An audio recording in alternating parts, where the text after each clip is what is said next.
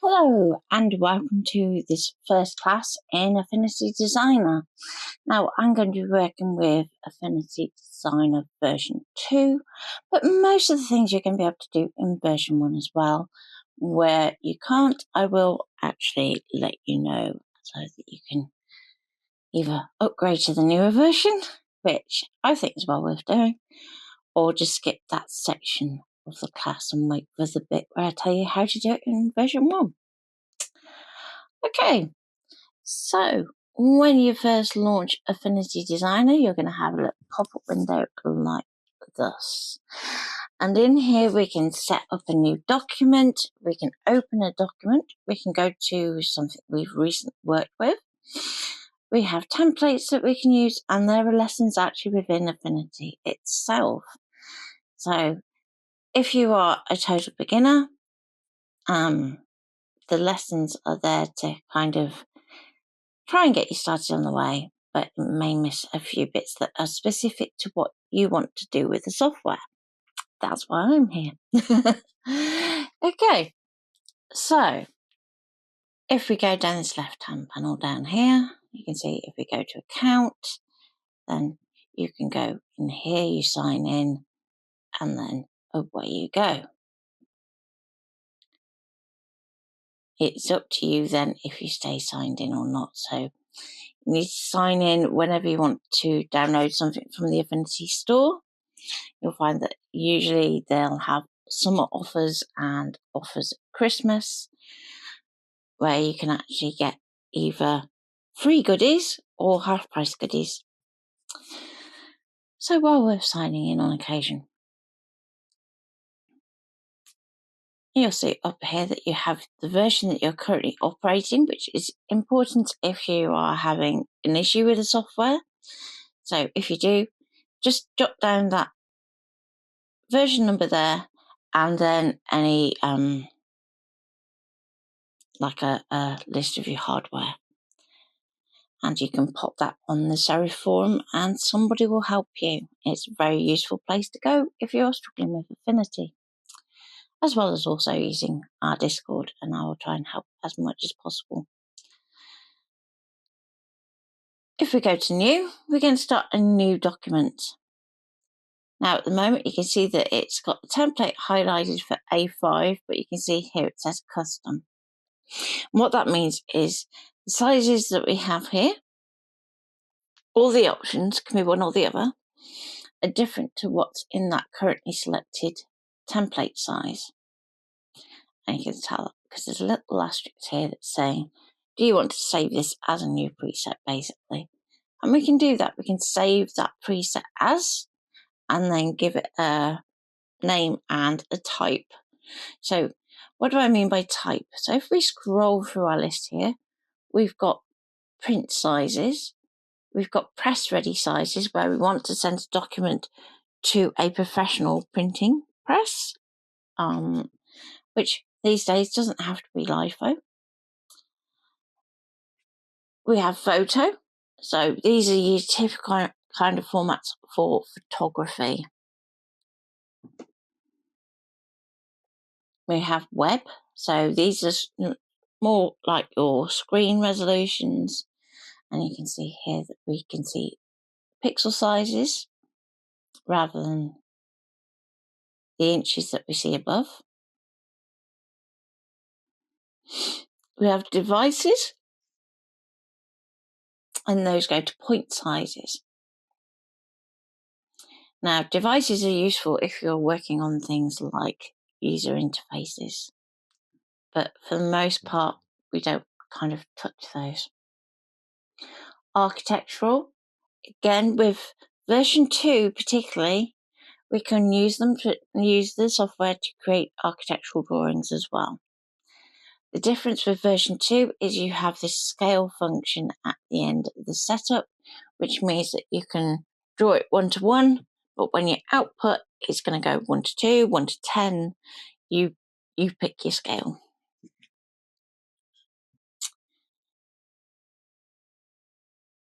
And finally, we can create our own. So I have one that is electronic cutters on this device.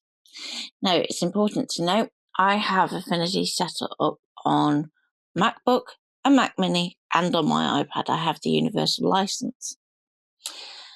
The sizes that you set up in one software do not auto-populate to the other platforms that you are using. So you need to recreate your templates on each device. Just because of how often I use it, I do have the ScanNCut 12x12. Excuse me. Set up on every single device that I have. And that's set up to the active area and then slightly smaller. If we go literally to the active areas you find on your machine, what you'll find is it will try and scale our output. So we have to go a little bit in. Not much, like a millimetre. So we don't lose that much. So we can add a new preset. And we can add a new category. We can rename a preset as well. So if we want to rename it, click on it, then we can rename. And finally, we can bin them. So if you're never going to create in that size again, bin it, get it out of the way. The only reason that I don't do that for things like the devices is that I teach, so I'm kind of multidisciplinary. So as much as probably most people know me for ScanNCut, I'm actually a trained graphic designer. I've worked in the industry for far too many years to mention.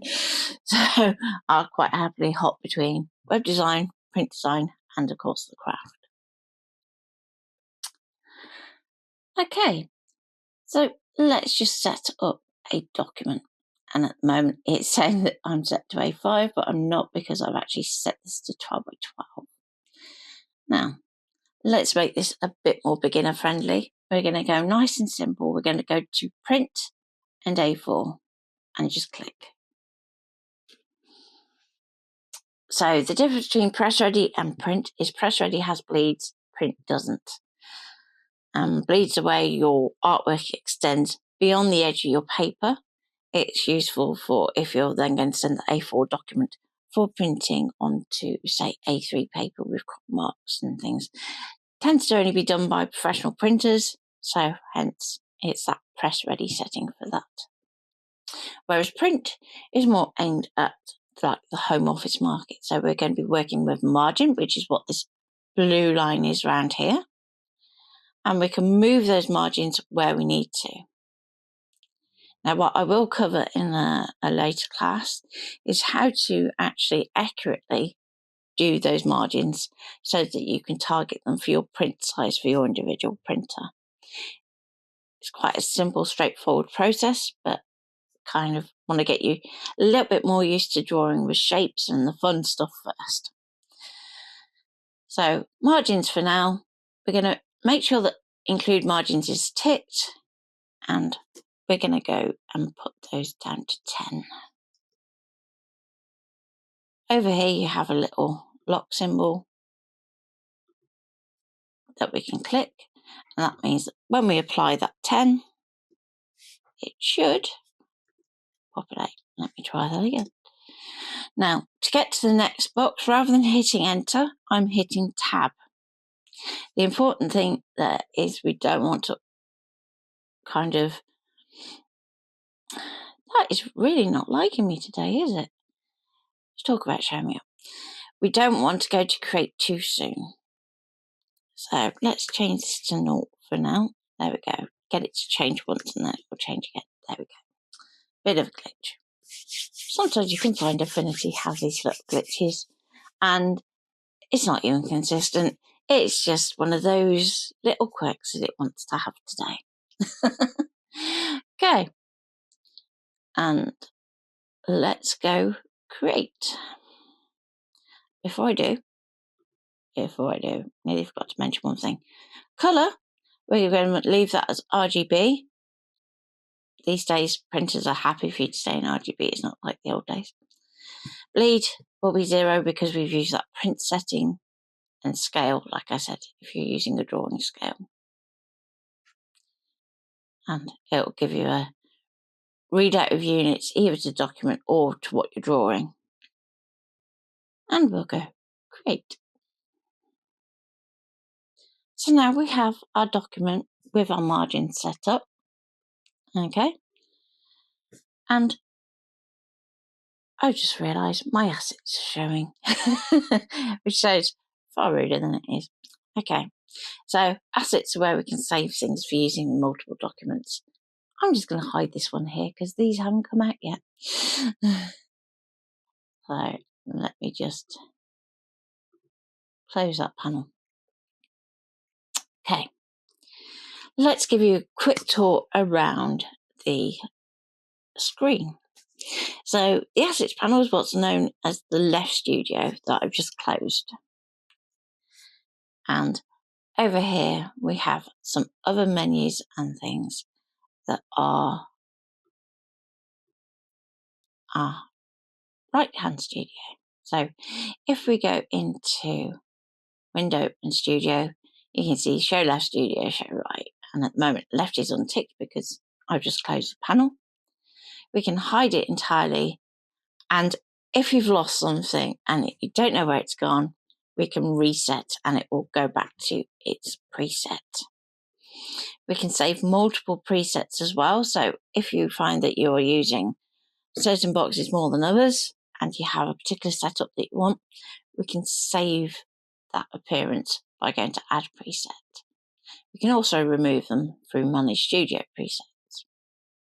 Okay, and we have lots of menus. Now, I'm not going to go through each one of these in turn. Save that for the book. But I'm going to cover the really important ones as we go. Okay, so when working in Designer, you're going to more often than not be working on this left-hand edge, and this is your toolbox. So if you think about it, it's that way that's where you go for working tools that you can work with, if that makes sense. I've divided mine up so that I have my kind of editing tools at the top. Then I have my drawing shape tools as a separate section.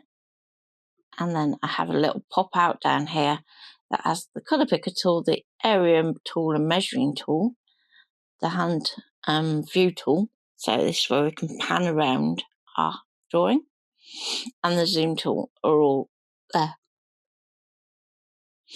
The reason being, it's very rare that I will actually use them in practice. So when you're working on a large screen, you'll find that they all fit on. I'm working on a MacBook, so you tend to find that a few things drop off the end. And you can organise that yourself in the preferences. Now, it's in two different places, I think, between Mac and PC. So if you want to have a little bit of help with that so that I can do it on a one-to-one level, then do reach out either through Discord or drop me a message. So now that we've kind of had a really brief look at where stuff is on the screen, you're automatically going to be in your Move tool by default. So if we hover over it, you can see that it has a little V in square brackets. And if you're familiar with my books, you're used to knowing that a square bracket means it's a button. And in this case, it's a button on the keyboard. So you can just press V at any point to get back to that tool. If we hover over a shape tool, for instance, with the exception of the main ones, you won't find that it lists a shortcut key, but you can set them up. Again, that is in preferences. So you can really tailor the software to you. So if I go over a rectangle tool, you see it's got M. As has the ellipse tool and the rounded rectangle tool. So by pressing M the first time, we're going to go to the rectangle. If we press M again, it's going to cycle through to the circle tool, and M again, it's going to go to the rounded rectangle. Now, what is interesting about the rounded rectangle is it doesn't have to be rounded. Now, I have the joy of working with a MacBook that has the toolbar at the top. So I get all the options kind of popping up in a separate little screen on the MacBook. If you don't have that, you can attach your iPad and you can have those pop up there, but also they are also available in this top bar here. Just on the MacBook, it's going to be much simpler for you to actually be able to control these items. So on screen, we can do a drop-down list with the individual corner types. When we're working on the MacBook screen, you're going to have each of those corner types represented by a separate button and then a slider to say how much of that corner we want. So the larger that percentage is, the wider that arc of that corner is going to be, and the more the shape it's going to take up. So it's a bit like the corner rounder tool when we get onto it. And to draw a shape, all we're going to do is click and drag outwards. So going from corner to corner. And you're going to see it has a little red dot. And that little red dot is active. That's the way to think of it. It is active all the time. So we can go, actually, want to change it to a concave corner, and it will do it in that little drop down, and automatically it pings it on screen. Likewise, we can do it on the little screen at the top of your MacBook. I'm going to change it again. We can use our slider on our MacBook to change how that shape works. So if you want to create something that's more of a quote-unquote dual diamond shape, or if you want to take it a bit wider, and just to do it, to show you on here too, we can go up to that 100 and we can take it down to none.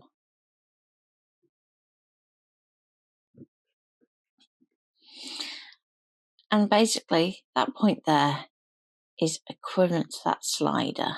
So if you look at the percentage next to that corner shape, you can see that it's going up and down at the same time as I'm clicking and dragging on that point. So it all depends on how you want to interact with shapes. If you want to be mathematically precise and go and type in 26% in there, you can do. And with most of the dialog boxes where you can actually type in numbers, you can do calculations as well. So, for instance, if we know that we want to create a card and it needs to fit on there, let's say 8-inch paper pad. Okay, we know that we only need to do half of that, so we can actually say that we want to do it sort of 8 inches divided by 2, and it's going to do that width for us. Likewise, even though we're working in millimeters at the moment, we can still do 8 inches and it's going to convert that for us straight away.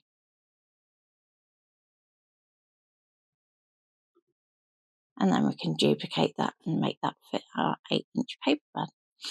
So it's a really cool way of setting sizes, or you might be more confident just actually drawing and editing by hand. It all depends on what you're doing.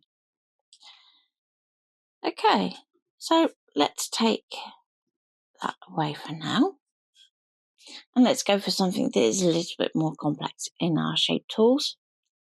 So I'm going to go to the Cog Tool. There's lots of fun things to tweak on this one.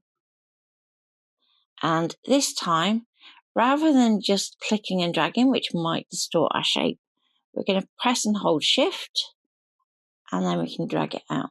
And we know that it's keeping a perfect circle. Release the mouse before you release the Shift key. Really important that.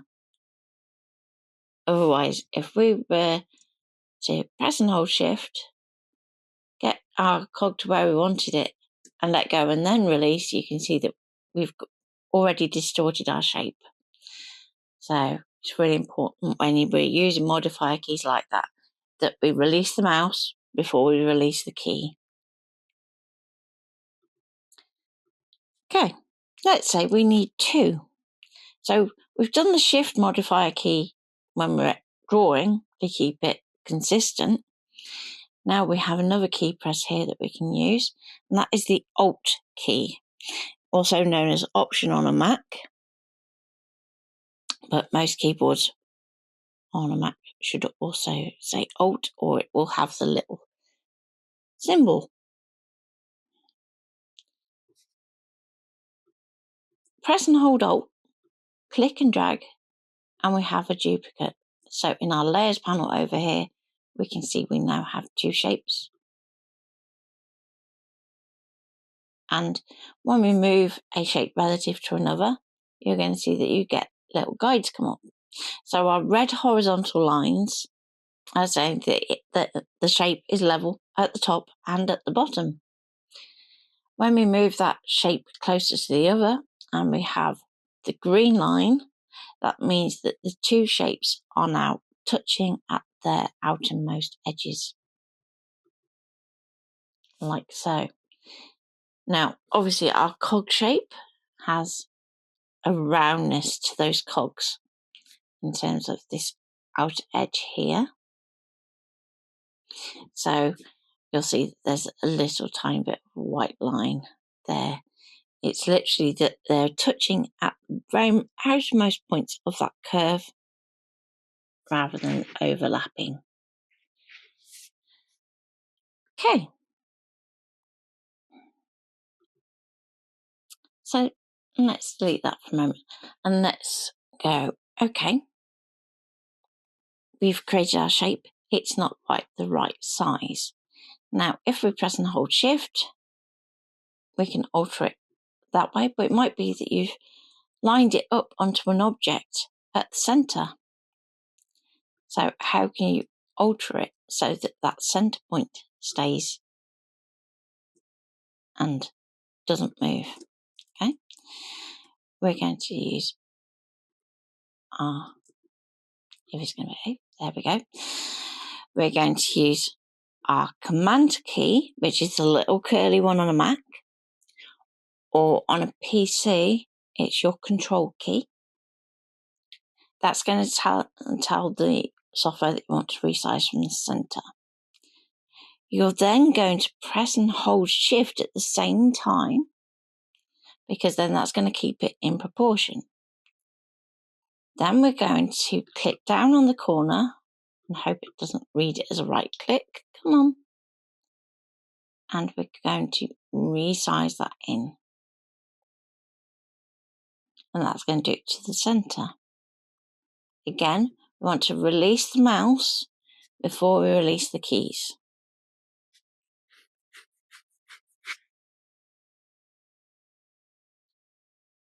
So now that we have our shape here, and you'll see that because we've done that, we've gone back to our move tool and our red dot has disappeared. But we still have all of the numbers at the top here that we can edit. So if you're happy doing it by amount, you can do it up there just fine. You don't need to go back to a shape tool. If you want to edit this shape by hand as such, just go to any shape tool. It doesn't have to be back to that same cog tool. Any shape tool will do it. So if I go to our little arrow tool, for instance, I can still get to those red dots and edit it. So let's zoom in a little bit so you can see this a little bit better, especially where we have these 3 dots so close together at the moment. So this dot here controls the angle of our tooth. So we can say that we want it more like a wedge, or we can take it so that it's square, and even take it right in so that we've got like little teeth, and that be square on this negative shape here if we look. And each one of those is going to have like a little hint. So you can see that when we go back, you've got a little green line there saying I'm straight there, a little green line saying I'm straight there, and then you can actually take it all the way back to where they touch.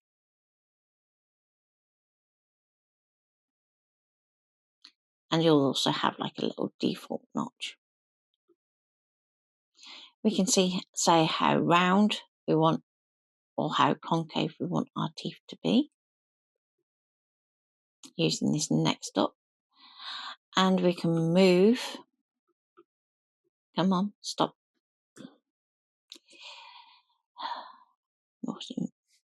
Trackpad. There we go. So we can move that outer point as well. So if we do that, so it's a nice narrow point, and we pull that out so that it's round, you can see straight away how different that looks and what we might possibly want to do with the shape. Now, the one thing we can't control from on the shape itself is the number of teeth. So these top options do tend to offer you a few more controls on what you can do on the shape. So we can put in more teeth. There's literal cog, or we can put in fewer. So I think I'm going to go 7, like so. And we have the control to actually go, we'll drop that in. So bear in mind, this is the cog shape, it's not a flower tool, but we can actually create flowers with it. So again, if we now use those same points, there's so many ways that we can use the cog tool. It's one of my favourites to kind of demonstrate with, because you can really push the envelope in both directions. So lots of teeth too, not many teeth. From really thin in the centre to being really broad. I mean, if you want to do it so that you can put Brad through the centre, we can put a nice tiny hole in here. And because it's all of one shape, that 3mm rule that you have on the ScanNCut doesn't apply. So you can kind of ignore it.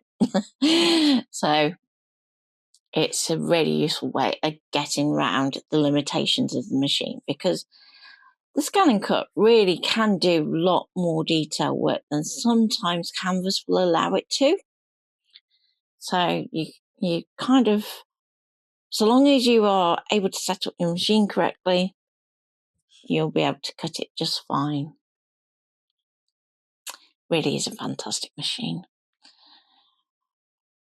So we've kind of created our first shape, and we can set that to one side for a moment. Before I do, let's talk about colour, shall we? So as a default in Affinity, you're going to find it's going to be drawing in this kind of off-white light grey colour, which is great until you have more than one shape on the map. So let's give it a little bit of personality, shall we? Stroke. So this is the outline of the shape. I want to give it a solid line style, and we'll make it a little bit bolder. Doesn't really matter, it's just for our kind of visual purposes. Swatches, we can give it a colour. Let's go for nice purple. There we go. So we have our purple little flower.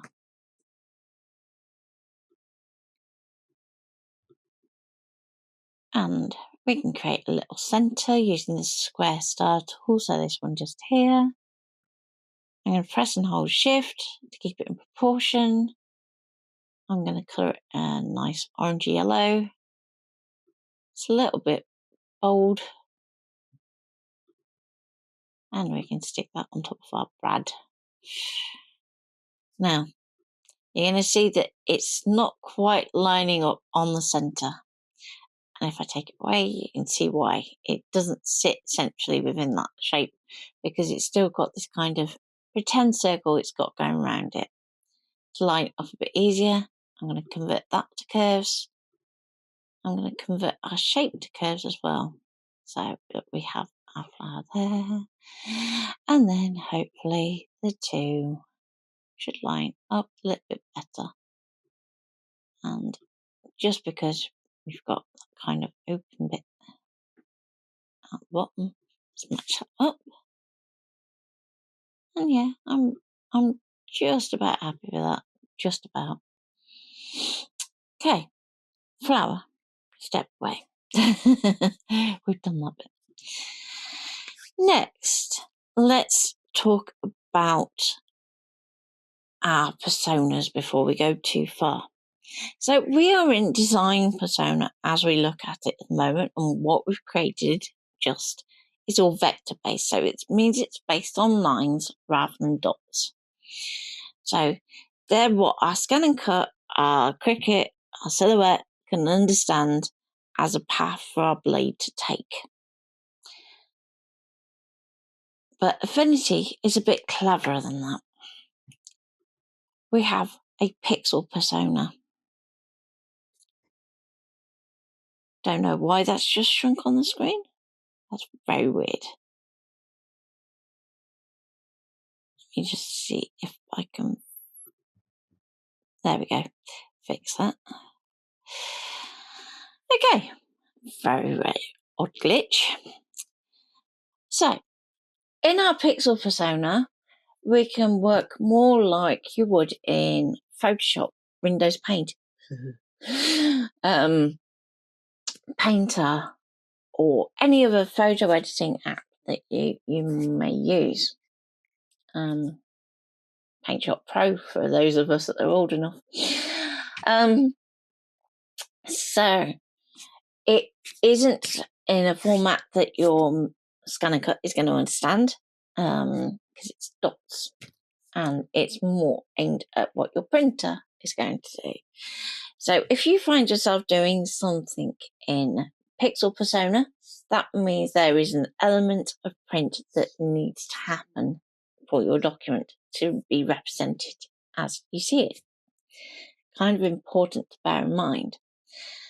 What I would suggest is if you're working with pixel personas, try and have a separate layer structure for pixels so that we can export our cutting line separately. And then we can look at doing things like print and cut as we get further on in. So in your pixel persona is where you're going to want to paint textures. You have a good range of brushes. You can do all the typical effects that you might want to do in, say, Affinity Photo. It's kind of its equivalent. It's not going to have filters as such in the same way that Affinity Photo or Photoshop do. So what you do want to do is just bear in mind that it is literally meant for colouring shapes. Best way I can put it. So if you want to add shading, things like that, it's not going to be your full-on photo editing.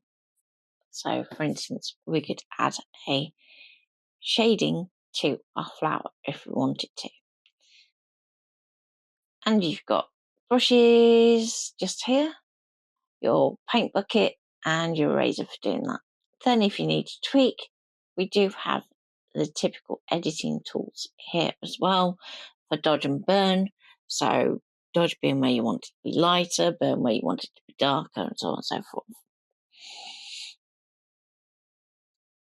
Now, burn's very good for adding shading where you don't want to get involved with worrying about alpha layers and things like that. That sounds scary. Okay. But that's kind of a really, really quick overview. So if you've imported something that you want to sublimate, as I know some of you do, then what you're going to do is just be wanting to do bare minimum tweaks within the software so that you can then use Designer to export or output your print to your sublimation printer.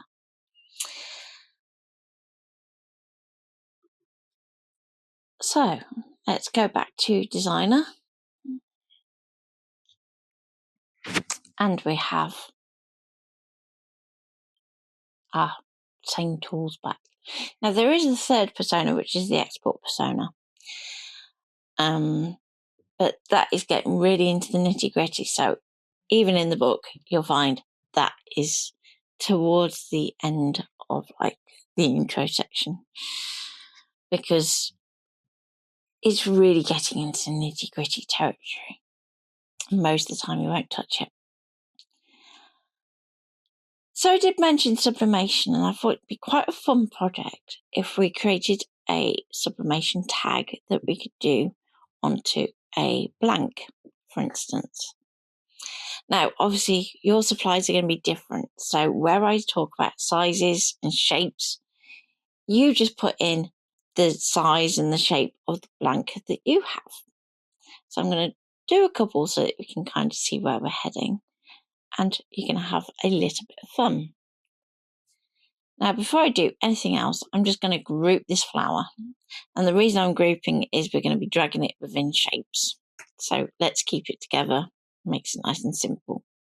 To do that, you just select the two shapes, Command and G on a Mac, Control and G on a PC. You can also right-click and group if you feel more confident doing that on the keyboard. I promise shortcuts are something that you pick up as you go along. Many of them do go through all your software. So you'll find the same key presses will work Canvas, Workspace, Desktop.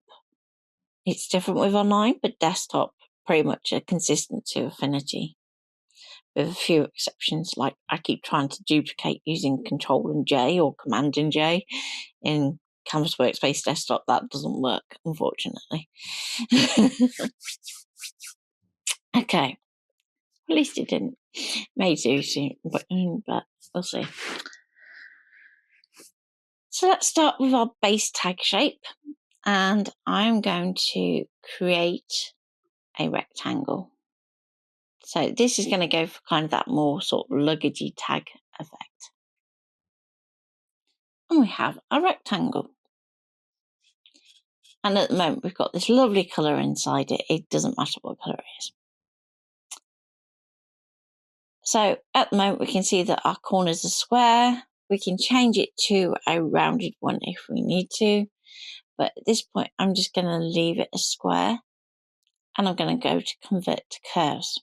So this takes it from being a rectangle to now being a curve in the layers panel.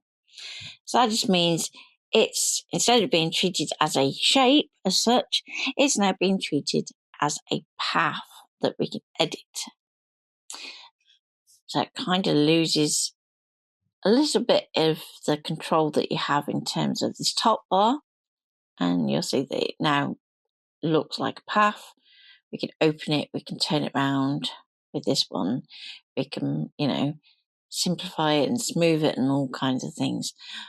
But for what we now want to go to our corner tool, and you'll see that's got a little key presser C. So if we press C, we're going to swap. Now I'm going to click on my first point. I'm going to press and hold Shift and click on my second point. So I have two top points. We're then going to go to a bevel edge for our corner. So you can just click there. And it calls it straight. I know it is a bevel. You'll probably know it's a bevel from when you do your offsetting on your ScanNCut.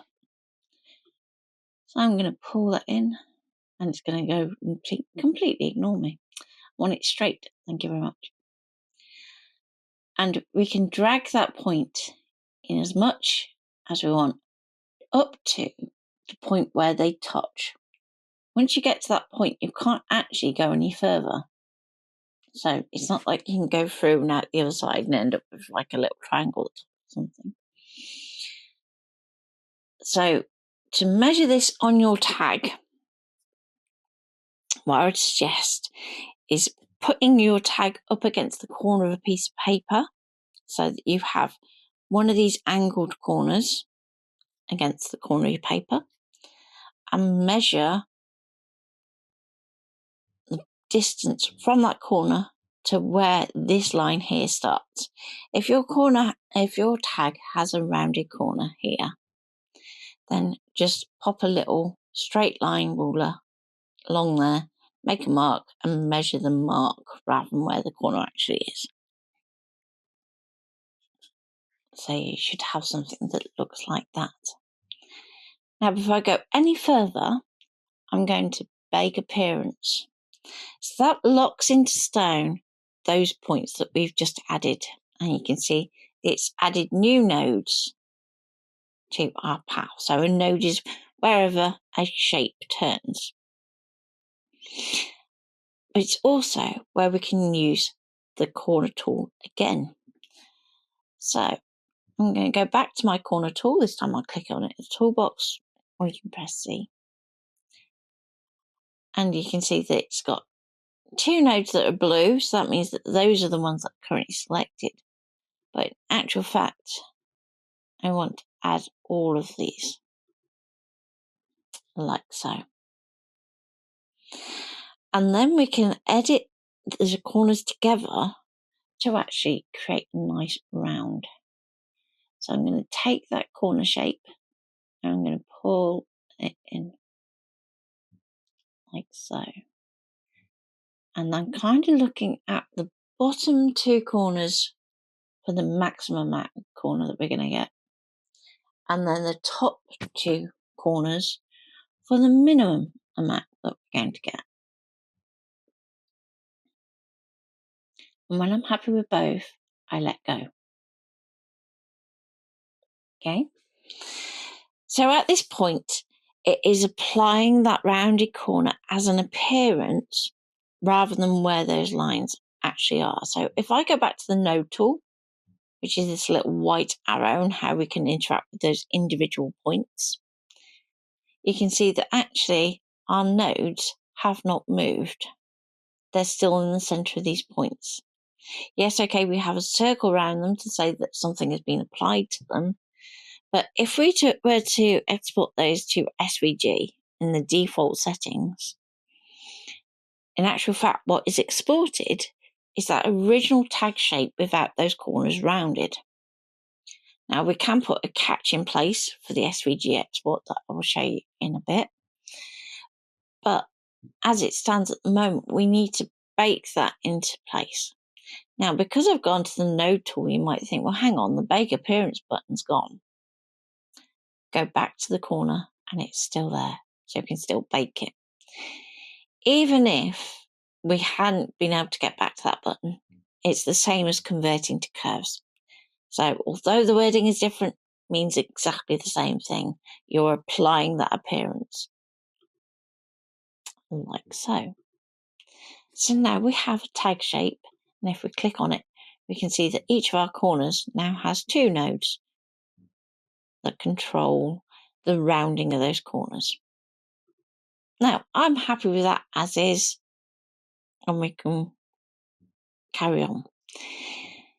If you're working to a particular blank that you need to check before you proceed, print that out, place your blank on top, check that it works. Really important before we get to the next stage, because at the moment we can undo and step back without too much of an issue. When we get onto our next part, we've kind of altered the shape a bit too far. You can still undo so long as you don't save and close the document, but once you've saved and closed, that's kind of, that ability to edit is gone. So we've got our shape and we need to punch a hole. We're going to take our little circle tool. We're going to press and hold shift, click, click, drag, so that we get a circle. Okay. And let's say that we've measured the whole of our tag and we know it is 5 mil. So I'm going to go down to the transform little panel, maybe in a slightly different place on yours. And if you can't see it at all, you'll find it in Window and Transform down the bottom. We're going to go to our little lock first of all and lock it. So that means that our two width and height items are locked in ratio to one another, because we want to keep our circle a circle. We can go 5 and hit enter, and that's going to give us our 5mm circle. Now I'm going to go to the arrow tool, and just so that we can see what's going on, I'm going to colour it purple. So we have our little dot and our tag. I'm going to take that little dot and I'm going to click and drag, and I'm going to line it up so that we get that green vertical line that says that I'm on the centre. And I want to go for about the centre point between here and here. Now, if you know it is dead centre and you're struggling to line up, let's show you a little trick. So I'm going to take a guideline from the top ruler. Now, all I've done there is literally click on the ruler and drag down. That gives me a guide. Click on the ruler, drag down, gives me a guide. Come on. Like so. So we've got a distinct line between the top and the middle. I'm going to create a shape. Doesn't matter which shape, other than it has to have a centre point that's going to line up in the middle. And then we can take another guide and we're going to get a red horizontal line. And we can just release that there, and we know that that point is then in the middle. So let's then take our dot and we can line up like so. So we now have a tag that has a little dot where our hole should be. Now,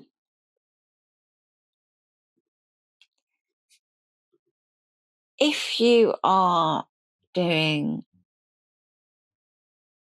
sublimation, to make your life a little bit easier, you want to design slightly larger in terms of that outside edge and slightly smaller for that hole. And it's just so you have a little bit of room for error. So you just want to bear that in mind. But then to save ink, I'm going to take that dot and the tag shape,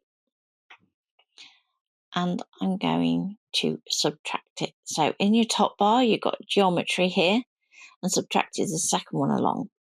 And that basically says take that top shape or shapes and remove them from the shape at the bottom. So your layer panel is always a hierarchy of shapes, as we call it, with whatever's being at the bottom of the list furthest back on our paper. Whatever's at the top is most towards the front. So as we're working with shapes, no two shapes can be on the same level. So you're always in that hierarchy. I'm going to take that group, I'm going to move it over my tag, just so you can see what I mean. And you can see at the moment it's behind there. And when we place it on, it's hidden. But let's say we want that flower in that tag. Can we do that without having to go and crop bits off and make it really tricky for ourselves? Yes, we can. We're going to click on that group, drag it up so that our tag line is blue all the way across. Really important. And let it go. And you can now see that in our preview, our tag has the little flower in it, and our tag on here has the flower inside it. And it's important to note that that group is still whole. So if you want to move it around, you can do. If you want to go, I want an extra version of that group, press and hold Alt like we did before, click and drag, and we've got a duplicate. Okay, so we're starting to get a bit of a tag coming together. And let's say we want to put in a few more details. So, before we go too much further, just to kind of cover a question you may or may not be asking, why do we subtract the whole?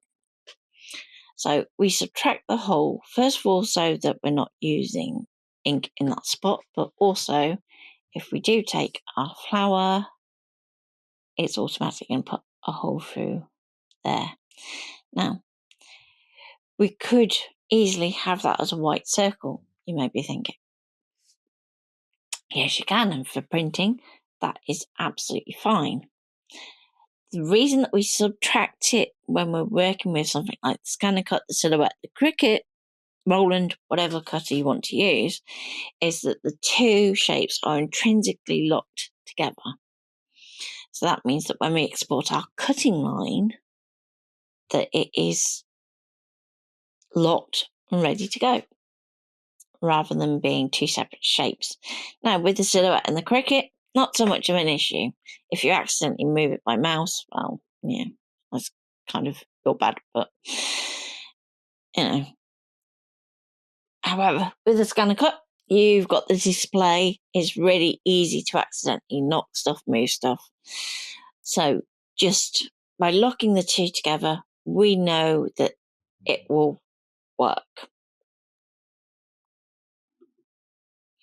Now, obviously, because we've dropped those shapes inside our tag, we kind of know that we're going to have to do some printing, but they can't be separated at the moment. So what I recommend doing is, let's go here and we're going to go for a layer and 2. Now, actually, let's talk about the third layer as well. So we have our print layer that we've just done, and we can rename that layer. Let's double click on it and we're going to go print. Our next layer we can have cut, and then we have registration. Now you may be thinking that because you don't have, I can't even spell today. There you go. So we have registration. You may be thinking because you don't have Illustrator or the Print to Cut add-on for Canvas Workspace that you can't do print and cut with your ScanNCut. Yes, you can. In the same way that you can also do the same process with Silhouette without having their Cog Tool or Illustrator link, in the same way that you can do this with your Cricut without having to process it all through your Cricut if you don't want to. So if you don't like the colours that are being printed when you go through Cricut Design Space, or if you don't like the colours that you get going through Studio, or you can't use your print profile with Canvas Workspace, whatever, then, you know, Affinity gives you much more control over your print. So why should you miss out on print and cut just because you're using different software? You shouldn't. So I'm going to click and drag that tag, and I'm going to put it into the print layer because we know that that is a print element. Now, obviously, at the moment in cut, there's nothing there. How do we get this tag into cut in a way that it is actually what is needed? So I'm going to duplicate it. So Control and J or Command and J. Duplicate it in place without any movement. Really important for what we're doing. Okay, I'm going to take that up to the cut set layer. So it still hasn't moved in place. It's just basically said it's in a different layer on top. First of all, we need to take those flowers out. So just click on the group once you drop down the layer, press and hold Shift to select the other flower, and then just hit the bin icon in this bottom right corner. So that is a way that we can really easily delete stuff. We then have our coloured tag remaining. We just need to take out that fill, and then we're left with just that cut line. Now that cut line can be as bold or as thin as you want it. It makes no difference to any of the machines. It is just literally there to colour the line. So then we have a tag. Finally, registration. You can choose how you want to do this. So in terms of your silhouette and your Cricut, you can use this and basically use like your pick, scan, mat equivalent to actually photograph your mat, line up your registration marks on there, and away you go. On your ScanNCut, you're going to do a background scan of your printed sheet, line up, and away you go.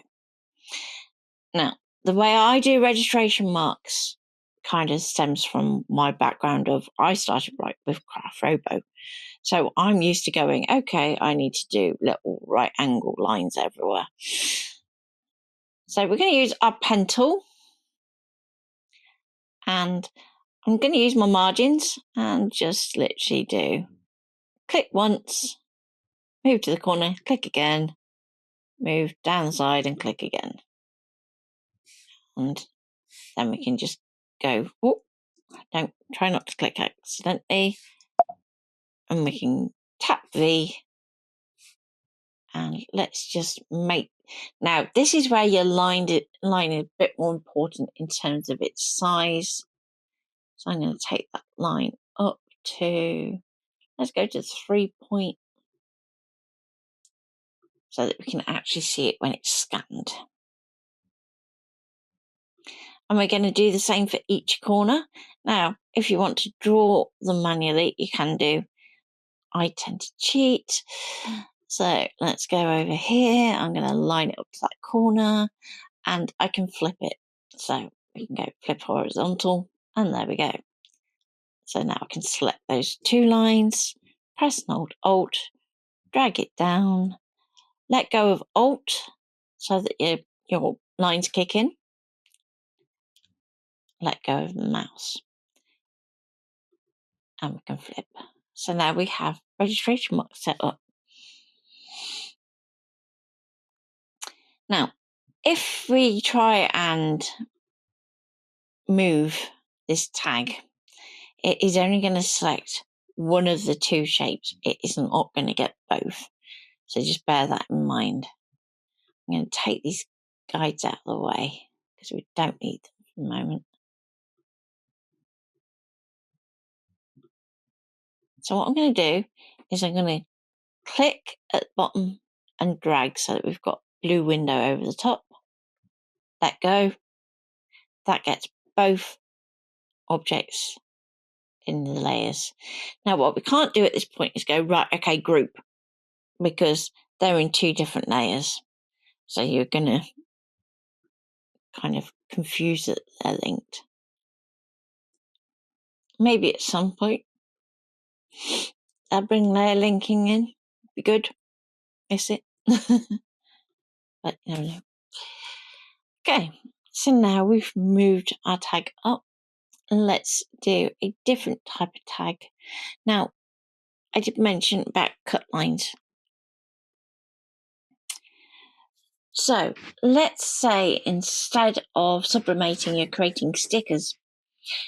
With stickers, we want to have bleeds. So where I was saying about bleeds earlier, where you print beyond the shape that you want to use, we can do the same with stickers, and it means that we don't get white lines, or if the ScanNCut doesn't line up quite where you think it's going to, you don't have that horrible white halo around one edge and it looks wonky and poorly produced and all the rest of it. So let's show you how to do that. I've got my cut line selected, And if you want to, you can lock your print if you're worried about accidentally selecting it. So if we go to a print layer, we've got a little lock at the top here. So you can lock it and say, don't move that. Same with our registration, we can lock that too once we've done it. Don't need to kind of fiddle with that layer ever again. So now I'm going to go back to the cut line, make sure that it's selected so that we've got our blue handles around it. I'm going to go to the contour tool, which is the same as the offset tool. Now, when this was first introduced into Designer 1, when Designer wasn't 1 anymore, it was just Designer, then I set it up with a shortcut that was O, because that wasn't automatically done. Now, whether it has picked it up from version 1 or whether they changed it and it just happened to match what I did, one or the other, but you can now have O as a default. And with that selected, we're going to edit our shape. Now, there are a few options with how it works. So whether we have it filled and whatnot and caps. Don't get too hung up on that at the moment. What we're looking for is the radius, and we're going to click and drag that shape. And you can see that automatically that hole is going to resize outwards while we're resizing the outer inwards. But once you take it past a certain point, you're going to find that it does some really interesting glitches. But we want it so that we're just a little bit inside, like so. And you'll find that that is plenty to kind of have as leeway for your machine. So typically, if you're looking at printing press, it's a 3mm bleed. If you're working on your machine, you can allow sort of 2. In this case, -2 because we're going in. If you want to work from your cut shape out, you just do everything that I did kind of in reverse, so that you work with your cut shape that you actually want in your cut layer, then duplicate it and offset outwards to create your print shape. Okay, let's go for working this way round. So we're going to start off with our cut shape. Let's go for another tag, and I'm going to go with the ellipse tool. And let's do Shift and maybe a little bit bigger. Okay. So this is kind of getting to a point where it's almost at the right size, but not quite. So let's say 60. That way we know we're accurate to what we're expecting that base to be. And we can do another shape. So again, press and hold Shift, and the hole is, say, 7mm.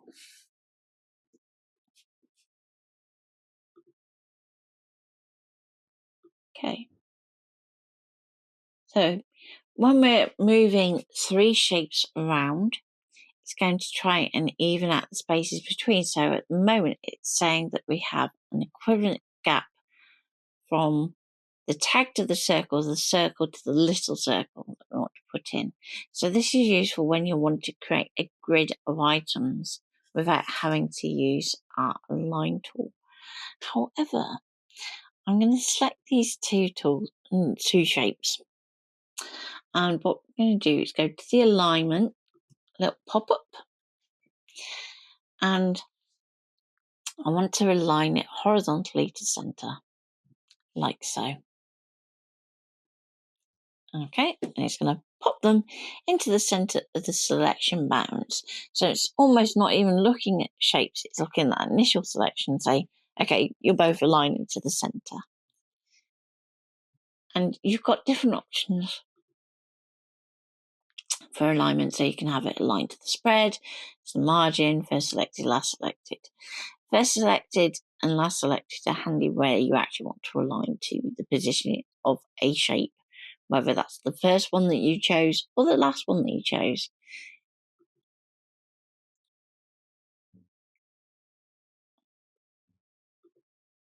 So if I go first selected is going to go to the little circle, last selected is going to go to the big circle, and it will jump around quite happily. Okay, so I'm going to go and apply that.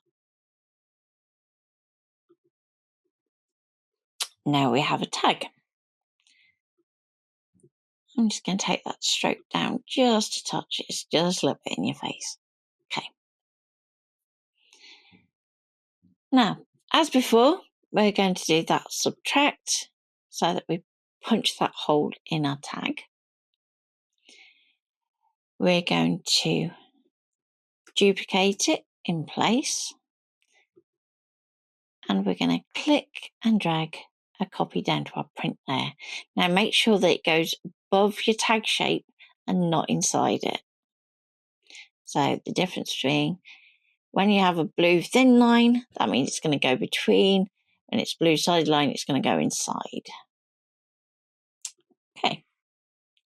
So even though our layer is locked, we can still drag shapes into it, but what we can't do is edit them. So we need to unlock just by clicking on that little lock icon, and we can lock our cut icon, our cut layer instead, if I can get my words out. So with that now locked, we can now edit our shapes, go between them. I'm going to go to offset, and this time we're going to offset outwards so that we've got that bleed, and we're going to go outwards 2 mil. So can excuse me, literally do it into that radius, type 2, hit enter, 2 mil. Now if you are defaulting to inches for your measurement, then you can just put 2 mm, hit enter, and it will convert that to inches for you. And we're going to go bake appearance. Really important we do that so that we actually lock that shape back to a path. And we can give it a colour too. So in our colour panel, we can mix colours from a variety of different methods. So we've got hue, saturation, lightness. We can also have, by going on our little hamburger menu as it's known, we can go to our wheel. So if you are more familiar with Painter, you'll know that wheel like the back of your hand. We can go to sliders. So if you're more familiar with Photoshop, you'll tend to use the sliders more. And you can go for tints and colours as your other option, and boxes. So I'll quite happily go to the wheel, and let's pick a colour. So we can change our feature hue by going around the outside of the wheel and clicking and dragging. We can change our saturation to our shading this way. Saturation to stain put on our hue this way, and saturation lightness this way. Okay, so if you think about those 3 points, so that's going to give you shading, that's going to give you saturation, that's going to give you lightness, and the points between are kind of match those, or mixture, combination, that's the word I'm looking for. So I want to go for something a little bit subtler than that yellow. And we can still do the same to our tag as well. So even though it's got this design within it, we can still tweak that. So let's make that a little bit lighter, a bit softer. And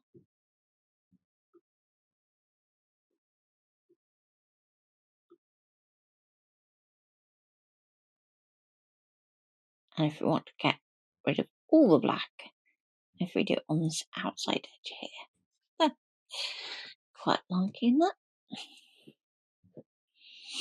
And we can do the same with the flowers. So at the moment, when they're grouped, you can accidentally select both at the same time. So just drop it down. And well, because I want to go from this opposite edge here, lighter but not quite so saturated. There we go. Looks a bit classier. And you can tweak this colour if need be, as well as the centres.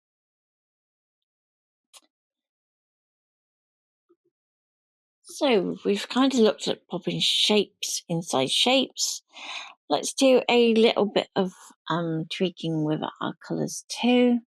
So let's go to this other flower. So this one down in the corner. I selected my main petals, and over here we have the gradient tool, or just type G.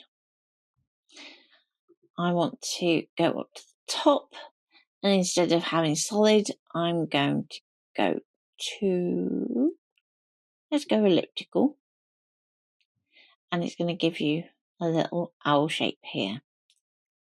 Now each one of these is set by colour, so let's pop that lighter colour in there, and we can have it going darker on the outside. So if we select our outside points here, we can pop in, let's go to swatches, and we picked one of these originally, so there we go, let's go there. So then we can start to add shading and making things look a little less vector.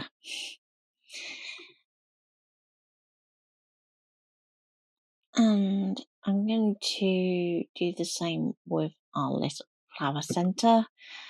This time I'm going to go for, let's try conical. So you can see that we've got like a bit conical range to it, and let's make that lighter so that we can see that a bit stronger. And it's going to go to kind of a key point in the centre there. And we have something that looks a bit more 3D. It's a little bit dark for me, but you kind of get the gist of where I'm going. Where I want to remove a stroke, there's a little white and red cross through circle here, and that basically is transparent, no colour. And we can use that to hide our stroke. Given that this is print layer, let's really quickly show you how to do effects. So I'm just going to drop on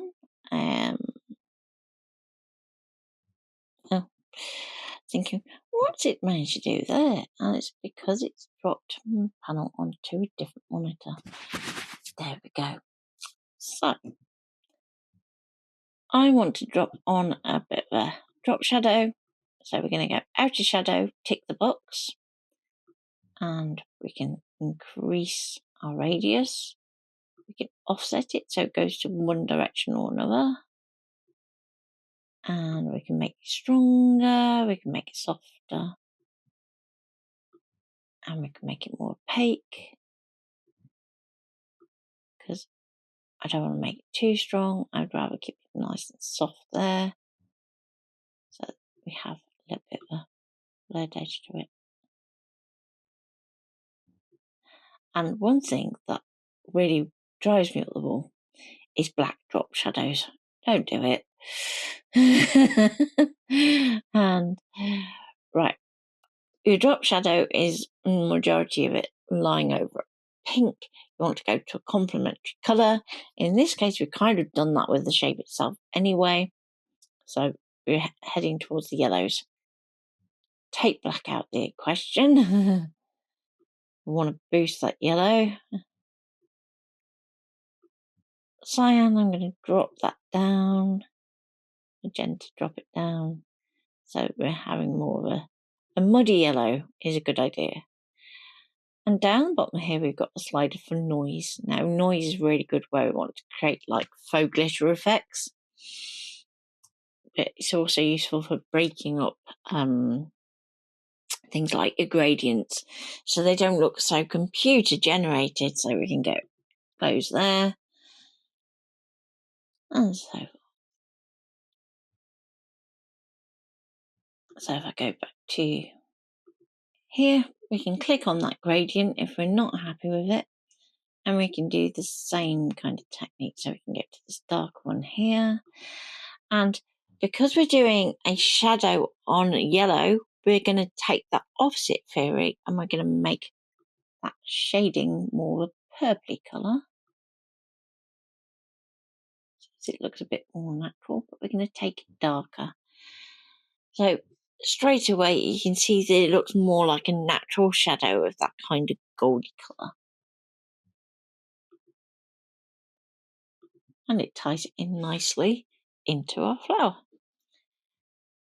So our original group now looks a bit dodgy and clunky, so we can delete that out. Take that group, press and hold Alt, and we can drag it up here. Now, with that group, we might go, we want to have a bit lighter. So let's put a HSL layer in.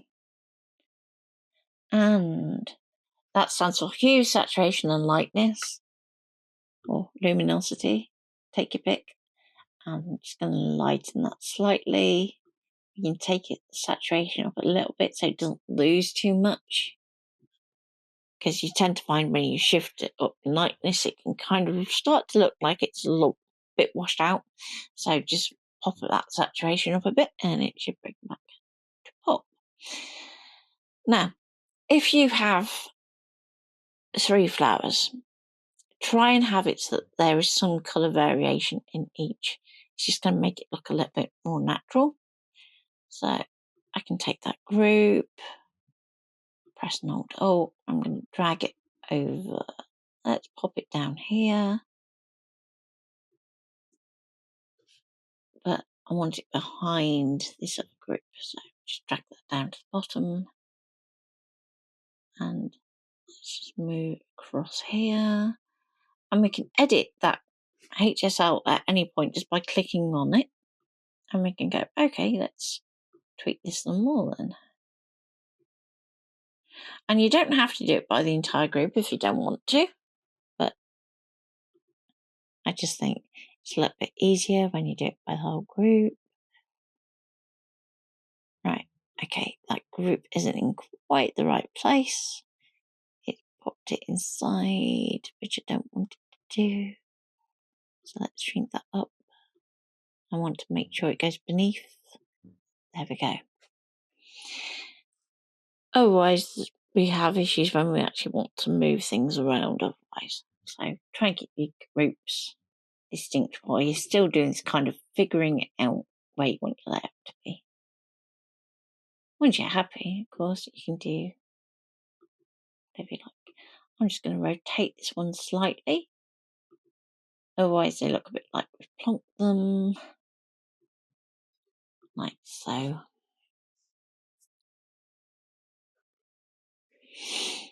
Okay. Text. Really quickly, just to finish off this class. Should really kept a counter going, shouldn't I? Oh, well over. Okay. So, very quickly, text. We have 2 types of text in Affinity Designer. We have artistic text and frame text.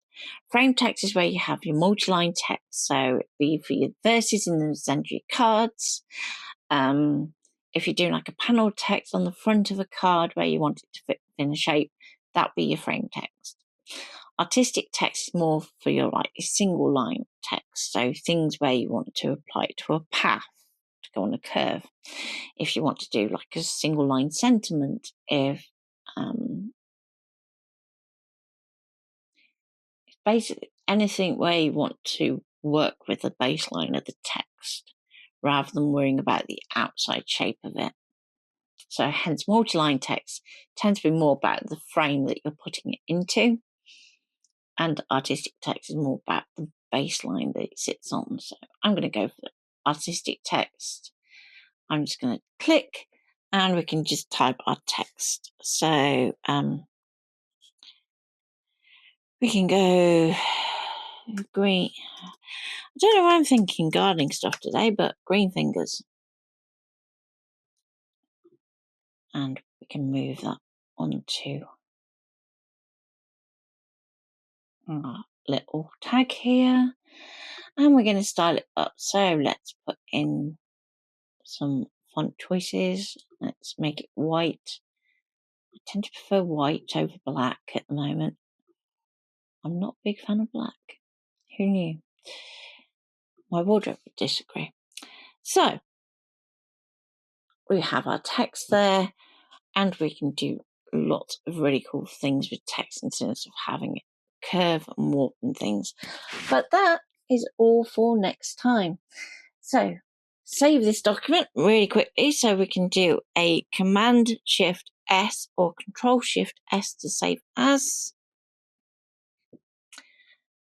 And we can save it. So let's drop this into...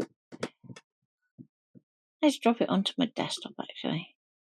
So if we go desktop, new folder, and we can put in there a name. So let's go Affinity Class 1 and hit create.